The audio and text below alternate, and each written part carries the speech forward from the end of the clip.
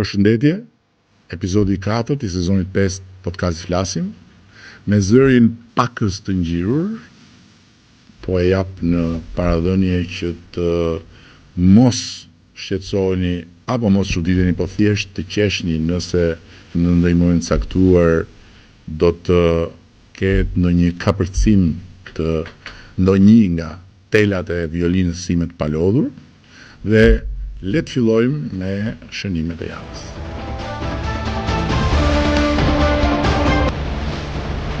Kur koncesioni i kahershëm i kartave të identitetit përfundoi, ne morëm përsipër një sfidë shumë të madhe. Jo një tjetër koncesion, por krijimin e një kompanie shtetërore për të prodhuar kartat e identitetit, më të mira dhe më të lira se sa të mëparshmet. Kështu u krijua kompania Identitek, e cila e përballoi këtë sfidë plotësisht dhe ndërkohë është angazhuar për sfidën e re të identitetit digital, pra të kalimit të kartës së identitetit në celular apo në kompjuter dhe të funksionimit të saj si një portofol digital shumë funksional dhe shumë komod drejt për drejt nga telefoni. Edhe Bashkimi Evropian po ecën në këtë drejtim dhe ka vendosur që në vitin 2027 të jetë afati i futjes identitetit digital në jetën e përditshme të Europës dhe në aktivitetin e përditshëm të gjithë qytetarëve të Bashkimit Evropian. Shqipëria është gati, karta u prezantua, pra identiteti digital u prezantua si një produkt i kompanisë Identitek dhe testet e fundit janë në vijim në mënyrë që çdo shqiptar të mund të pajisë me identitetin e vet digital në fillim, duke filluar nga viti 2026. Një tjetër inovacion i bukur që po përgatisim është hyrja në Shqipëri nga aeroporti Nën Tereza pa asnjë ndalesë dhe asnjë kontroll pasaporte, po përmes një porte digjitale, të cilës i mjafton vetëm pamja jote për të verifikuar identitetin tënd, duke i lidhur pamjen elektronikisht me biletën dhe me të dhënat e tua si një pasagjer. Kështu aeroporti i Tiranës, tani më i mirënjohur si aeroporti me rritjen më të madhe për disa vite me radhë në Europë dhe si njëri ndër të parët aeroportet e Europës me kontrollin digital të pasaporteve, do t'jeti pari aeroport në Europë me portën digjitale të hyrjes. Tani, kur unë sjell këtë fjalën i pari në Europë, ndodh që disa që nuk e kuptojnë kontekstin ose që nuk duan ta kuptojnë kontekstin të fillojnë të zgërdhien, por nuk ka asnjë çudi këtu. Ne jemi larg sqenit parë në shumë drejtime, por fal bekimit të teknologjisë digjitale, jo ne, po fakti është se shumë vende, edhe në Afrikë, edhe në të tjera zona të botës, por edhe siç ndodhi për shembull me Estoninë, që ishte një vend i vogël, një vend i ri, ende i pa antarësuar në Bashkimin Evropian, mund të bëhen vende që pararendin në një zgjidhje apo në një zgjidhje tjetër. Pra, teknologjia i jep vendeve në zhvillim mundësinë të bëjnë kapërcime epokale që përndryshe do ishin të pamundura. Dhe ne po bëjmë çmos që të bëjmë sa më shumë kapërcime të tilla. Të mos harrojmë se jemi vendi që futi masivisht dhe praktikisht 95% të shërbimeve publike drejt për drejt online përmes platformës e-Albania. Dje në forumin prestigjos Dialogut Global të Berlinit isha i ftuar me diellën, ministren ton të inteligjencës artificiale, e cila është edhe vetë produkt i inteligjencës artificiale, që për herë të parë komunikoi live me një gazetar, me moderatorin e mirënjohur gjerman me origjinë turke Ali Aslan. Edhe një herë tjetër Shqipëria u përfaqësua me dinjitet dhe me të gjithë fuqinë e ambicjes vet për të shkuar përpara, ndërkohë që e them me shumë krenari se ndryshimi thelpsori i imazhit, po dhe i qasjes ndaj Shqipërisë në Gjermani është tani më një frut që për mua ka një shije të veçantë, sepse është fruti një përpjekje të madhe që kemi bërë duke u nisur nga një pozicion tejet i vështirë dhe duke rezistuar deri jo shumë vite më parë, teksa shiheshim në atë vend me filtrat e shumë paragjykimeve që ishin shkurajuse, deri edhe ofenduese. Një tjetër moment krenarie për Shqipërinë ishte takimi vjetor i procesit Berlinit, i cili u zhvillua në Londër këtë javë me praninë e kryeministit Keir Starmer dhe kancelarit Friedrich Merz. Ky i fundit e theksoi shumë qartë dhe shumë fort vullnetin e Gjermanisë për të antarësuar sa më parë Shqipërinë teksa biseduam së bashku dhe kur ju drejtua të gjithëve për të antarësuar sa më parë krejt rajonin e Ballkanit Perëndimor në Bashkimin Evropian. Është një risi absolute e zgjedhjet parakohshme vendore, kandidimi i 2 grave për Tiranën dhe Vlorën.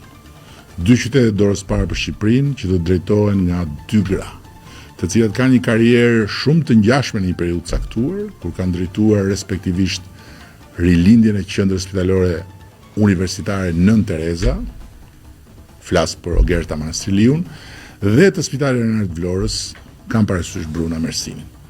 2 realitete të transformuara tërësisht, fal aftësisë tyre menaxheriale, po sidomos vullnetit të hekur të këtyre 2 grave.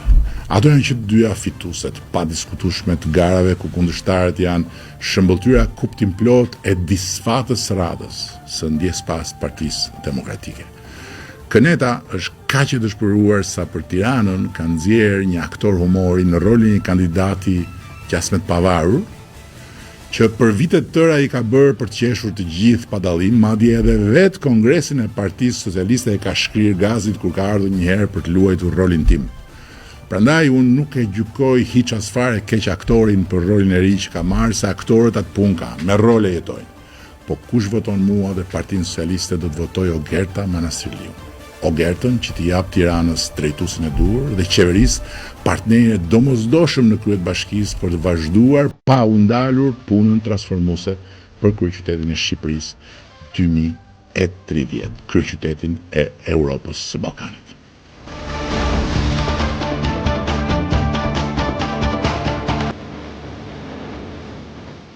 Rikthehemi tani tek e ftuara e ditës sotme, episodit të 4 të sezonit 5 podcastit Flasim, ndërkohë që dua të përsëris që kemi hapur një adresë emaili për të gjithë ju që doni të ndani historinë tuaj dhe faktikisht historinë e suksesit tuaj në një biznes të vogël, në një sipërmarrje familjare, në një aktivitet jo fitimprurës, në një organizat të shoqërisë civile, në çfarëdo lloj fushe, ku ju besoni se jeni absolutisht në të drejtën tuaj që ti tregoni publikut atë që bëni, dhe nga ana tjetër duhet t'ju vi ftesa. Ky email është flasim@kryeministria.al. Shumë thjesht. Flasim@kryeministria.al, flasim@kryeministria.al. Dhe sot e ftuara është Eriola Braha. Eriola është një protagoniste në një sektor që nuk është një sektor i mirëfillt tradicional në Shqipëri, për shkak se historia e ka sjell kështu. Sektori i prodhimit dhe i shpërndarjes verës, ku ne kemi pasur një ndërprerje gjatë, pastaj në kohën e regjimit kaluar ka pasur një prodhim modest me një teknologji krejtësisht jashtë standardeve të larta, po themi, të kohës edhe të Europës, dhe pastaj më pas në këtë 35 vjeçar ka nisur të rikultivohet një siç thash, tradita e një kohe të harruar, dhe sidomos vitet e fundit kemi parë që verat shqiptare kanë filluar të vlerësohen edhe të hyjnë realisht në disa territore ku ishte e pa imagjinueshme deri disa kohë më parë. Dhe ju jeni një protagoniste në këtë drejtim, edhe si prodhuese, edhe si shpërndarëse e verës, po mbi të gjitha, ajo që është mbreslënse është se për më tepër në një tjetër sektor të dominuar nga burrat, juve përfaqësoni gratë. Zoti kryeministër, ju falenderoj për ftesën. Pajtohem me çfarë thoni, me të vërtet vitet e fundit vera shqiptare ka një kërkesë si në vendin ton, po edhe në botë. Turizmi që ne presim, sidomos të 3 vitet e fundit, kërkesa themi 99% është për produktin autokton, për verën shqiptare. Kështu që pajtohem plotësisht me këtë që sapo thatë. Unë mund ta dëshmoj edhe personalisht si një njeri që jam hedhur në rrjetet sociale për pirje verash me shuma që mund t'i besojnë vetëm ata që duhen besojnë çdo lloj gënjeshtre, por mund të dëshmoj si dikush që më qellon shpesh që të kem të ftuar që vinë nga jashtë dhe me shumë krenari ju paraqes vera shqiptare dhe i pëlqen shumë. Para pak ditësh ishte një grup goxha i madh që kishte ardhur nga Belgjika për sipërmarrës, të cilët ishin edhe shumë të dhënë mbas artit. Edhe kishin ardhur për të parë Tiranën, edhe për të parë arkitekturën në Tiranë, edhe për të parë zhvillimet e Tiranës, pasi ishin dëgjuar shumë. Dhe i ofrova një verë shqiptare, më pyetën çfarë është kjo verë, i thash kjo vjen nga një zonë shumë e çmuar dhe e dalluar e Francës, dhe filluan të spekulonin me emra shumë të mëdhenj verësh. Pastaj kur i thash shqiptare nuk e besonin derisa i tregova shishet, se ishin shumë. Mund të krenohemi me prodhimet tona, me verat. Mendoj që në 5 vjeçarin e fundit kemi bërë një progres të jashtëzakonshëm, të shkëlqyer të themi, me produktet tona, me verat. Kemi kantina që mund të krenohemi dhe mos kemi asnjë lloj dallimi për të krahasuar me produktet e kantinave më prestigjioze të Bordeaux apo Borgonjës.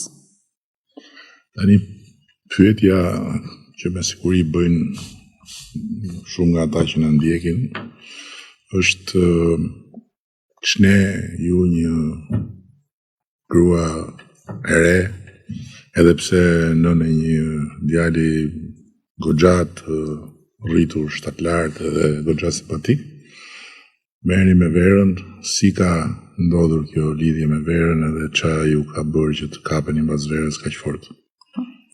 Unë pata fatin që të rritem në kryeqytetin e Bulzave, në Valdobbiadene, dhe aty u frymëzova dhe thura ëndrat e mia për këtë punë kaq të bukur. Ku është eksaktësisht? Në Veneto.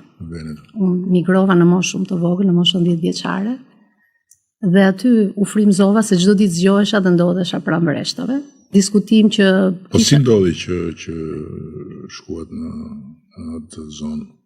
Në zonën e Venetos. Fillimisht, pra unë kam lënë Shqipërinë me anijen Vlora, dhe fillimisht arritëm në jugun e Italisë, më pas na transferuan me familjen, me familjen. Me vllajin tim Diamantin, vllai im i madh, pasi vllai i mesit themi ishte nisur para nesh me eksodin e Marsit. Dhe doan vetëm me vllajin. Vllajin dhe pjesën tjetër të familjes. Vllai gjithashtu u kthye me mua në Shqipëri, ku së bashku nisëm këtë rrugë tim. Për sa i përket kompanisë edhe. Do paske ikur nga rruga e vështirë. Mendova se nuk do kthehesha më, por shumë shpejt e kuptova që Shqipëria ofronte shumë oportunitete dhe për të ardhmen, dhe ëndrat që thura në Itali i realizova dhe u bën konkrete në vendin tim. Falë dhe mbështetjes dhe njerëzve që besuan tek unë. Po si filloi këtë punë verës? E fillova me një kantinë në Valdobbiadene ku u rrita, në Veneto, nga familja Giancarlo Moretti Polegato. I kërkova, thash dua ta bëj këtë punë, më mbështetën që në fillimet e mia dhe fillova me shumë pak shishe fillimisht dhe gradualisht në 23 vite u rritëm edhe me importin, por tashmë vizioni jonë dhe prioriteti jonë është prodhimi i vendas. Edhe kërkesa në treg, po themi që po krahasohet njësoj me produktet e importit. Po, dëgjoj që ankohen pak disa shitës këtu që është e shtrenjtë vera shqiptare, është vërtet kjo? Këtu në tregun tonë po flas. Por, krahasuar me tregun e Italisë dhe edhe me Bordon e Francës, edhe ne me produktin tonë parë kemi dalë me një çmim mesatar, diku tek 15 euro. Po në tërësi verat shqiptare këtu mund të konsiderohen që shiten shtrenjtë apo janë çmime normale? Mund të konsiderohen që janë mbi mesatare. Ne aktualisht jemi duke bërë kërkime për të përmirësuar që në të ardhmen të kemi vreshtat tona. Aktualisht po i selektojmë në vreshtarët më të mirë, në fermerët më të mirë, produktin që përzgjedhim dhe kemi arritur të nxjerrim prodhimin e parë vetëm 4800 shishe. Pra shumë e vështirë të gjesh lëndën e parë dhe cilësore për të pasur një produkt të garantuar. Po mbase duhet shpjeguar pak edhe për ata që na ndjekin, çdo më thon vreshtat tona, sepse këto që keni nuk janë vreshtat tuaja. Pra, vreshtat tona, po ju a shpjegoj. Kemi kantinën tonë, kemi të gjithë teknologjinë e prodhimit, por nuk kemi vreshtat e familjes, pra të kantinës Braha. Aktualisht e përzgjedhim rrushin tek fermerët, tek zonat më të përzgjedhura, po është bërë një kërkim edhe një punë me enologun e kantinës Braha, që është presidenti i enologëve Friuli Venezia Giulia, zoti Rodolfo Rizzi. Pra ka kërkuar 2 vite për të nxjerrur sasi për 4800 shishe verë. Në Itali është ndryshe, në Bordeaux është ndryshe, kemi më shumë vreshta, toka punohet më shumë. Ndoshta edhe ne do të arrijmë në të ardhmen. Kur të arrijmë këtë punë, pra duhet një punë e madhe, hard work, do kemi edhe ne më shumë produkt dhe do arrijmë që të konkurrojmë edhe me çmimet. Po verat tuaja ecin në tërësi, verat shqiptare, po flasim vetëm tuajat si... Ne kemi kërkesë për 100.000 shishe verë vetëm në vitin e parë që dolëm dhe nuk e kemi produktin. Dhe shumë herë miq mendojnë se është strategji, po nuk është strategji ime. 100.000 shishe në vend. Po, në vend. Vetëm prodhimin e kantinës Braha, erdhën kërkesa edhe nga jashtë për të bërë eksport, po është e pamundur dhe menduan Lola, tha, kjo është strategjia jote, nuk kemi. Pra për të garantuar një cilësi, na duhet punë, na duhet kohë. Dhe ne po vazhdojmë kërkimet tona, edhe me mbështetjen e profesor Dr. Ricardo Cottarella, që është presidenti botror, i cili është ofruar vullnetar, pasi e shikon Shqipërinë si një potencial për të investuar. Thot Lola, unë investohem në mënyrë vullnetare dhe për 5 vitet e ardhshme. Por na duhet punë, është një punë me kërkime, një punë që duhet përmirësojmë në vitet në vazhdim që të arrijmë të kemi sasinë dhe cilësinë e duhur. Po cila është strategjia për vitet në vazhdim? Domethënë le të themi nëse do të pyesnin ku e shef kantinën Braha në vitin 2030 ose në vitin 2035. Cila do ishte përgjigjja? Si e shikoj në vitin 2030? Si është vizioni im, po dhe dëshira ime dhe ëndra ime? Të arrijmë një prodhimtari mesatare 300.000 shishe verë dhe ta eksportojmë 300.000. Në 5 vjeçarin e parë. Po kjo është një mesatare që unë mendoj, se ndoshta kemi fatin të bëjmë edhe të arrijmë edhe më shumë. 300.000 shishe verë dhe përveç se të mbulojmë tregun dhe kërkesat e tregut tonë edhe të eksportojmë. Pasi shikoj impaktin, që në prodhimin e parë pati një impakt shumë pozitiv. Ndërkohë që ne jemi dhe importues dhe me turizmin. Po vera të tjera shqiptare tregton? Vera tjera shqiptare pa diskutim, unë mbështes prodhuesit vendas. Po, edhe si konsideron për shkak, si do t'i klasifikoje në një klasifikim personal? Unë kam bërë një përzgjedhje të disa kantinave që me të vërtet mendoj që po bëjnë një punë heroike. Por shoh një përmirësim në 3 vitet e fundit, ndoshta edhe nga mbështetjet e financimeve që kanë pasur, dhe shoh që kanë bërë një përmirësim në cilësi, në teknologji, edhe vetë Ricardo Cottarella, presidenti i enologëve botror, tha Lola, me të vërtet po mrekulloni, se kur kanë provuar verën shqiptare 5 vite më parë nuk ka qenë kjo cilësi. E shikoj, unë i mbështes prodhuesit vendas, janë koleg. Po, më thuaj disa emra që... i konsideron Po një shishe me konsideron si domethënë që ti bëjmë dhe çik reklamë atyre. me shumë kënaqësi. Po një shishe kam sjell me vete të kantinës Bardha, edhe ajo është një zonjë prodhuesja me gjithë babain e saj, Donika Bardha, ju kras verave tona. Ka kantinat e para fare. Kantinat e para dhe me të vërtet ka produkte që i tregton cilësia shumë e lartë, sasia e limituar, 400 shishe në vit, po dhe kantina Belba dhe kantina të tjera, edhe Arbri gjithashtu, po pa diskutim që ka një produkt çdo vit. Edhe miku im demokrat atje, Fatosi Nurellarit. Po gjithashtu. Ndërkombëtarët në Shqipëri e vlerësojnë shumë produktin e Nurellarit. Çobo gjithashtu. Jo, me të vërtetë Çobo është nga të parët, edhe Mik Muarreni, nga verat e para shqiptare që kam konsumuar ka qenë Çobo me të vërtetë. Por kemi prodhues dhe unë mendoj që duhet mbështeten prodhuesit e vegjël të rinj. Edhe Duka nuk është verë e keqe, më thënë drejt. Edhe Dukën, po. Jo, me të vërtetë mund të krenohemi, por unë pata një impakt pra që në prodhimin e parë që merrën edhe kërkesa për eksport. Po kjo vera e Belbës për shembull, kjo është një surprizë e madhe për të gjithë ata që e provojnë. Me të vërtetë. Është shumë surprizuese. Ka edhe një produkt natyral, pra i punon në mënyrë shumë të sofistikuar. Gjenerate re, kanë shumë vizion, pasion, duhet të mbështeten. Dhe më ka bërë përshtypje shumë mua, se i kam ndjek këta unë, edhe kur filluan edhe kur ishin shumë të ndrojtur, po themi, në fillimet e tyre, të kuxim shumë i madh, po të ndrojtur në sensin prodhimi vetë ishte si i ndrojtur, domethënë, i kam ndjekur që kanë investuar shumë në dije. Fëmijët i kanë çuar, kanë studiuar enologji në Itali, në Francë, kanë ardhur, domethënë janë sipërmarrje familjare shumë të shëndetshme nga ky pikpamje, domethënë nuk janë vetëm bazuar tek biznesi, por edhe tek formimi. Po te dia, kanë investuar shumë në dije dhe si duket këto janë rezultatet e gjithë këtij investimi në dije, se nuk shpjegohet dot ndryshe. Prindrit këta domethënë iniciatorët, edhe Fatosi atje ose edhe të tjerët nuk është se kanë pas dije për verën siç kanë fëmijët tani që janë shkolluar tamam domethënë me baza, apo jo. E vërtet. Me fëmijët e mi po ndodhe kundërta. Lindën në Itali, bën një cikël shkolle fillore në Itali dhe vendosën të kthehen në Tiranë. Patën një rebelim, ne do jetojmë në Tiranë, Tirana është e bukur, kështu që sot të 3 fëmijët, pra janë 3 çuna, Binjakët, Roel Emanuel edhe Aleandro që është djali i parë. Po këta janë të përfshirë në punë të verës? Djali i madh po, dhe Binjakët part-time. Po s'po ndodhe kundërta, në rregull janë dhe këta atë. Jo, në rregull janë, po synimi ishte që të shkollohenin jashtë, bënin shkollat. Nuk duan të shkojnë shkollohen në Itali? Jo, ishin në Itali dhe u kthyen, ne duam Tiranën tonë dhe jemi mirë. Dhe kur i ftoi që të shkojmë me pushime tek vendi ku kanë lindur, jo thotë duam Tiranën, kështu që e kundërta po ndodh. Po kantina juaj këtu në vreshtat tuaja, ku janë tani aktualisht? Në çfarë territori janë shpërndarë? Po, siç edhe pak më parë ju thash, aktualisht nuk i kemi ende vreshtat tona, pasi jemi në kërkime. Po, ku po e selektojmë vreshtat në Berat, në Kallmet, edhe në Librazh kemi gjetë disa vreshtarë që me të vërtet punojnë me kujdes, kanë një produkt shumë të përzgjedhur. Edhe jeni në marrëdhënie kontraktuale? Jemi në marrëdhënie, po.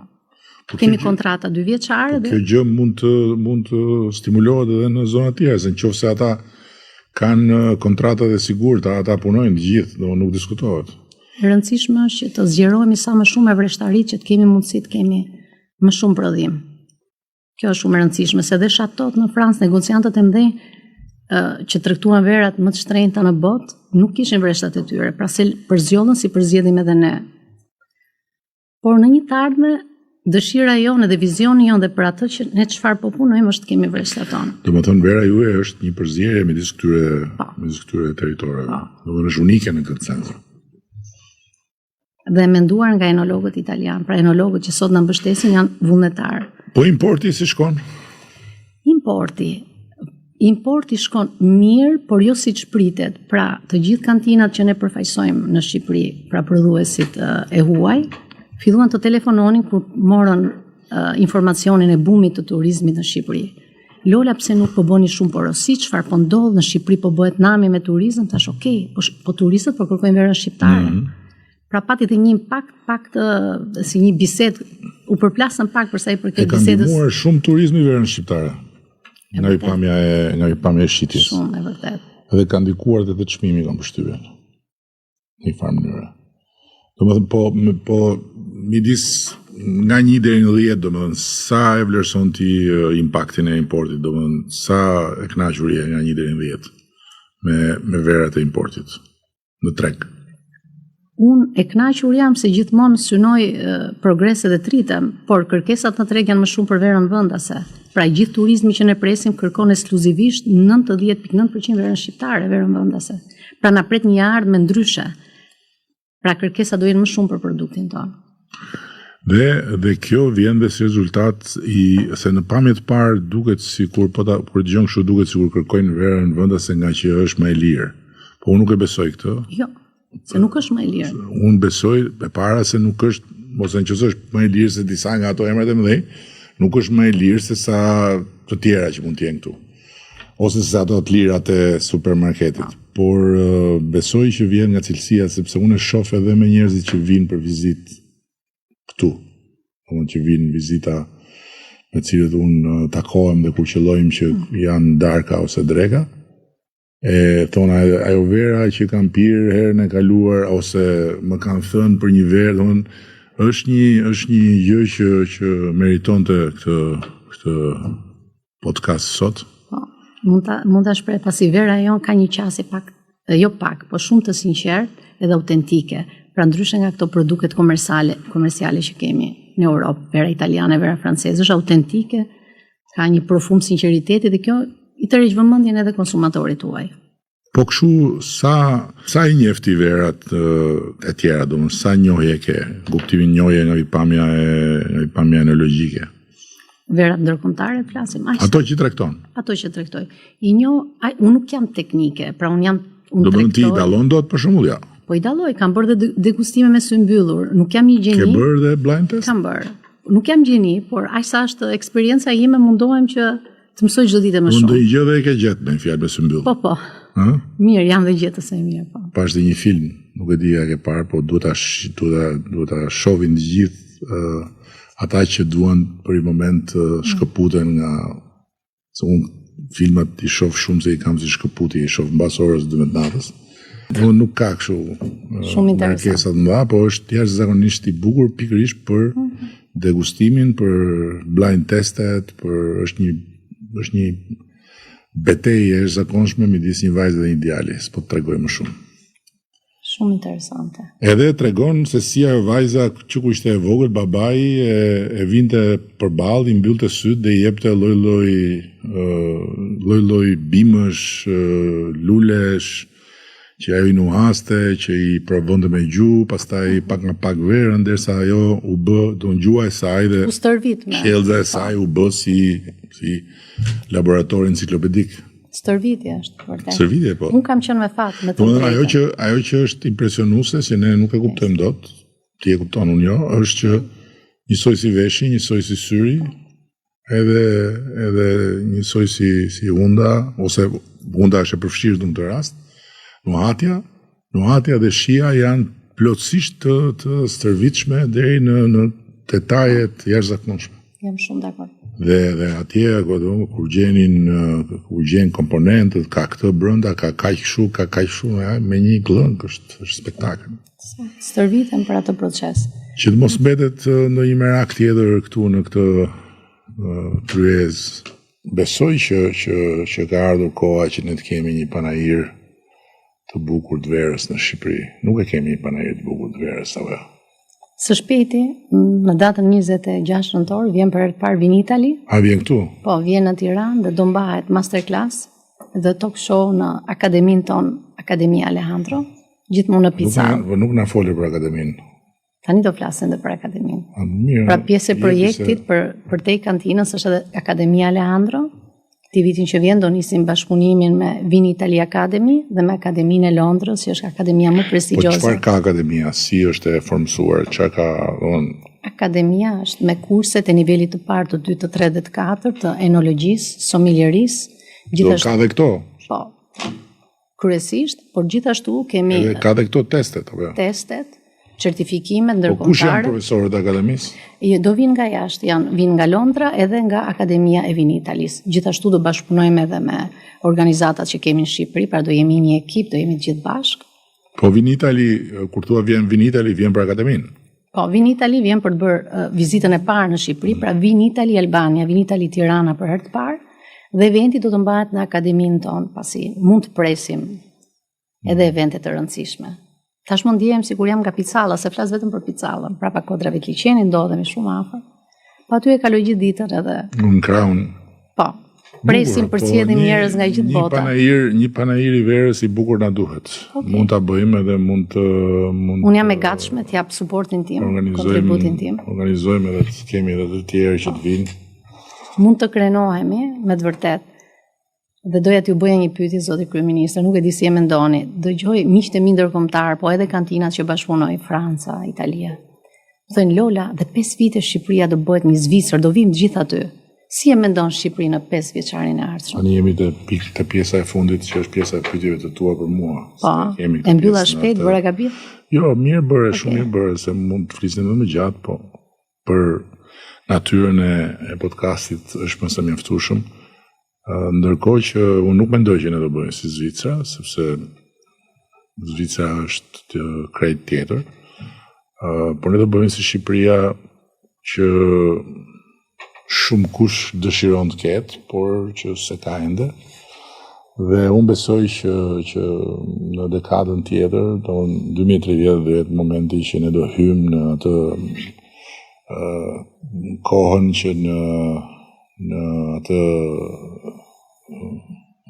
industrinë tuaj, ose në sektorin, ose në fushën e pasionit tuaj, mund konsiderohet si koha e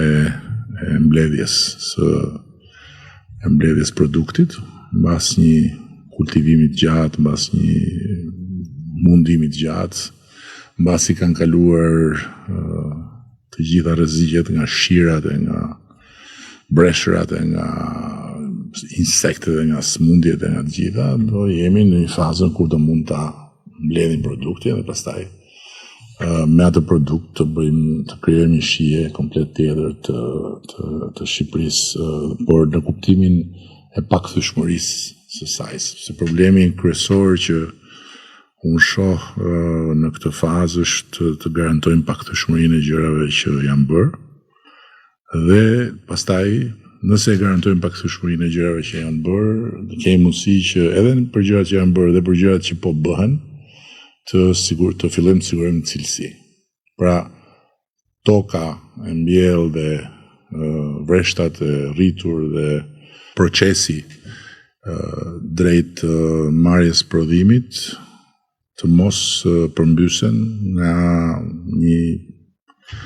ato ndodhit jo të menjëhershme, po nga ato smundjet që kanë ardhur në historinë tonë her pas here dhe i kanë kthyer gjërat përmbys. Ne kemi dhe në atë mitologjinë tonë edhe një nga legjendat tona më të famshme është Rozafa, dhe ndërto ditën e prishnadën, që më shqetëson shumë, sepse tendenca destruktive është akoma shumë prezente, dhe nëse ne do ta kavërdzejmë këtë fazë kaq delikate, ne pastaj nuk diskutohet që do kemi një Shqipëri që ju të rinj do ta shihoni deri në fund. Shqipëria gjelbër, Shqipëria që duam. Unë do ta gdhët këtë fjalën pakthyeshmëria, se dhe shqip nuk do ta shqiptoja dot, se shumë fjalë kam më kollaj italisht se sa shqip, do ta gdhën dhe do ta vendos në Picallë. Pyetje tjetër kjo. Kryeqyteti jon. Pyetje tjetër kjo.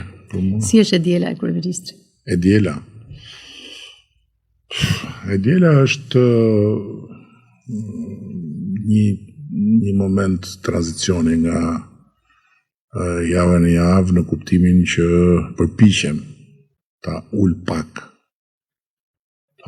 ritmin maramëndës të javës më parshme, po jo të shkëputem, po ta rimendoj javën e parshme, t'i kaloj me veten time gjërat, çfarë është bërë, si është bërë, çfarë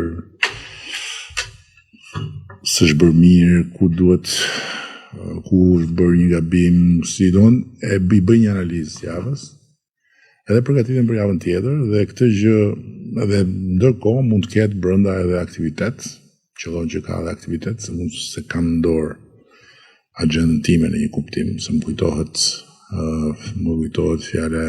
gjithmonë fjala e Papa Franceskut që ja them një herë dhe të tjerëve që kur i thash atëherë kur e takovën e parë që i thash unë dua të ftoj në Shqipëri sepse se folën për gjyshen katolike dhe i thash se gjyshe ime do rregullojnë varr po mos ta bëj aftesën. Dhe ai s'kishte dalë akoma asnjëherë nga Roma se sa ishte zgjedh. Edhe më tha, i bërë edhe një kërkesë tjetër, por edhe tjetrën tha, s'ka problem. Kurse për këtë tha, kryeministri tha ti do ta dish që unë jam i dërguar i Zotit në tokë, tha po unë s'kam asnjë fuqi mbi agjendën time, tha e bëjnë tjerët, s'të premtoj dot. Tani unë nuk jam papa, po përgjithsisht në këtë punë dhe ata që kanë qenë këtu para meje dhe ata që bëjnë këtë punë kudo qoftë tjetër, nuk është se kanë shumë në dorë veten në kuptimin se çfarë do bëjnë të dielën. Mund ta bësh një herë që thosh stop, s'dua asgjë, ja dhe 2 herë, po janë shumë të diela dhe ti shpeshherë duhet të ndërtosh një tjetër, për shembull, faktikisht sot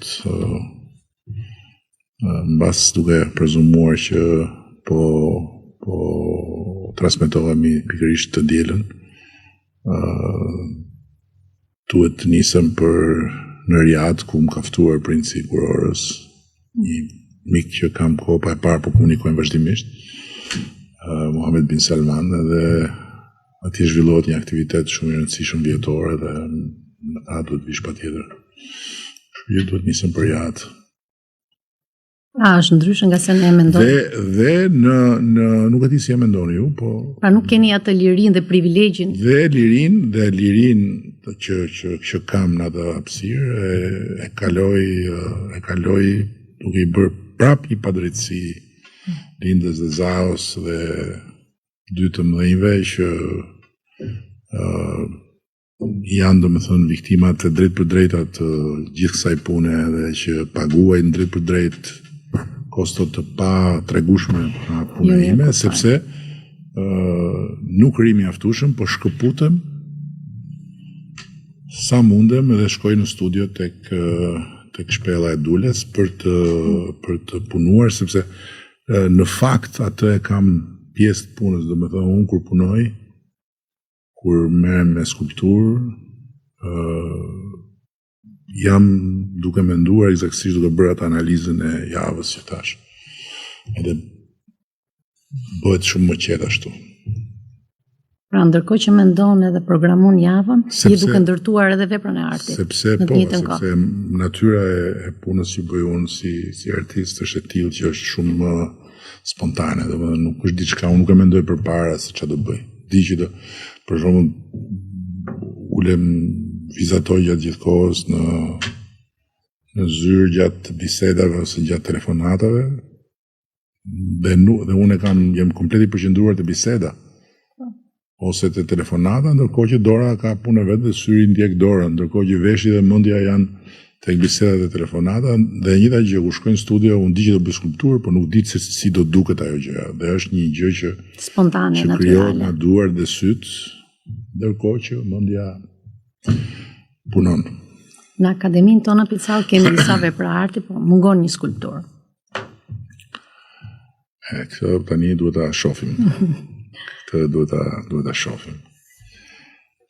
Tjetër pyetje? Po, jo çfarë vere, po sa gota verë në ditë shijoni? Jo, më çfarë dite, nuk pi verë për ditë, se larg qoftë. Jo. 2 gota janë të rekomandueshme. Jo, po s'kam unë verën e pi vetëm kur jam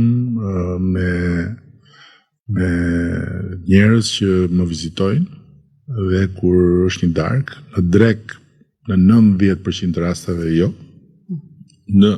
Sepse gjithmonë ja bëj pyetjen tjetrit, ta dëshironi se është drek. Dhe në rastet fatkeqësisht të rralla, kur jemi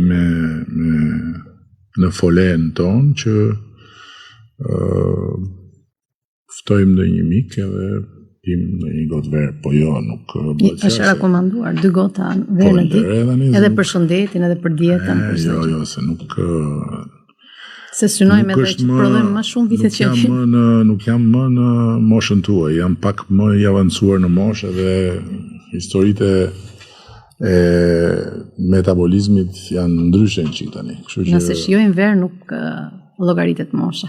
Mirë dakord në ditë. Nuk ka moshë për ne. Janë vite që na kanë mbetur për të jetuar mosha jo. Ty të takon ta bësh këtë, po unë nuk jam konsumator serioz ose i rregullt ose as thjesht edhe për këtë teorinë që 2 gota bëjnë mirë, sepse jo, nuk se në drek sidomos një herë është ndikuese, kështu që jo, nuk mund të them që sa pi ka mund kaloj, mund të ketë një muaj që mund të pi 3 herë, 4 herë, mund të ketë një muaj që asnjëherë nuk them, sepse nuk ka një muaj që asnjëherë nuk kam njerëz të ftuar ose nuk kam detyrime për të ulur në tavolinë.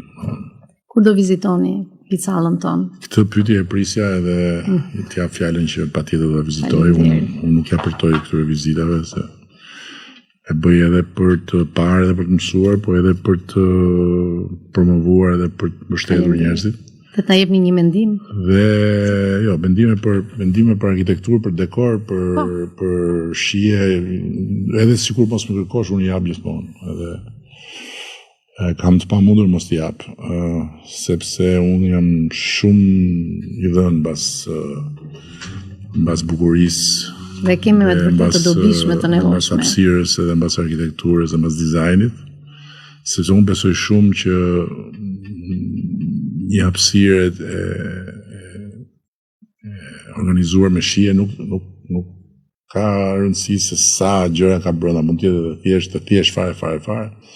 Është ndikon shumë tek mënyra se si njerëzit mendojnë, se si njerëzit jetojnë, se si njerëzit ngarkohen me energji pozitive ose negative.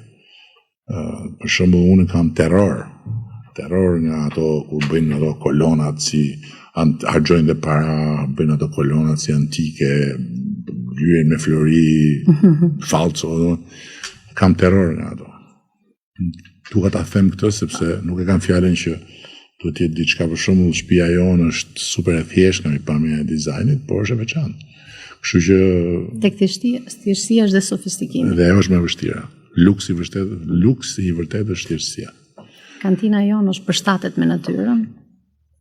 Është poshtë kodrave të Picallës. Mos më trego më shumë, se do ta shoh vetë. Të falenderoj shumë për Faleminderit zoti kryeministër. Edhe kjo ishte Eriola, ose ndryshe si quhet Lola Alejandros, që është Lola e verave të kompanisë Alejandro, por edhe nëna e Alejandros, që është një djalë i pashëm, i ri, plot energji, që mban arkat për të jëmën. Shumë faleminderit edhe shifemi të dielën e ardhshëm.